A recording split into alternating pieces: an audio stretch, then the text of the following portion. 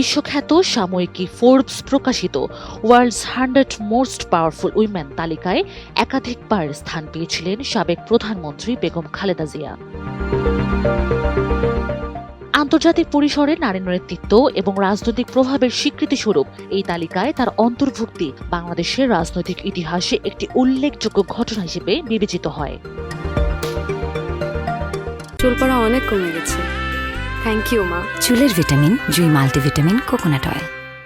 2004 সালে ফোর্বস প্রকাশিত বিশ্বের 100 ক্ষমতাবান নারী নেত্রীর তালিকায় 14তম অবস্থানে ছিলেন বেগম খালেদা জিয়া। এটি ছিল ওই তালিকায় তার সর্বোচ্চ অবস্থান। ওই বছর তালিকাটিতে বিশ্বের বিভিন্ন দেশের রাষ্ট্রপ্রধান, সরকার প্রধান, প্রভাবশালী রাজনীতিক, নীতি নির্ধারক ও আন্তর্জাতিক অঙ্গনে গুরুত্বপূর্ণ ভূমিকা পালনকারী নারীরা স্থান পান।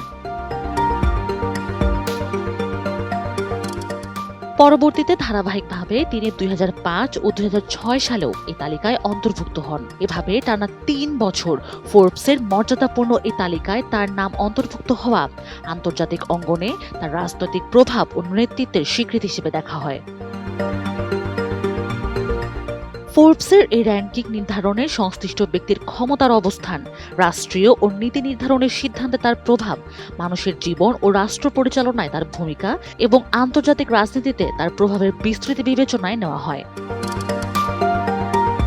বিশেষজ্ঞদের মতে প্রধানমন্ত্রী হিসেবে বেগম খালেদা জিয়ার দায়িত্ব পালন, দক্ষিণ এশিয়ার আঞ্চলিক রাজনীতিতে তার সক্রিয় ভূমিকা এবং আন্তর্জাতিক কূটনৈতিক অঙ্গনে বাংলাদেশের প্রতিনিধিত্ব এই স্বীকৃতির পিছনে গুরুত্বপূর্ণ ভূমিকা রেখেছে। বিশ্বের প্রভাবশালী নারী নেত্রীদের তালিকায় একাধিকবার অন্তর্ভুক্ত হওয়া শুধু ব্যক্তিগত অর্জন নয়, বরং আন্তর্জাতিক পরিসরে বাংলাদেশের রাজনৈতিক নেতৃত্ব এবং নারীর ক্ষমতায়নে একটি গুরুত্বপূর্ণ স্বীকৃতি বলেও মনে করেন সংশ্লিষ্ট মহল।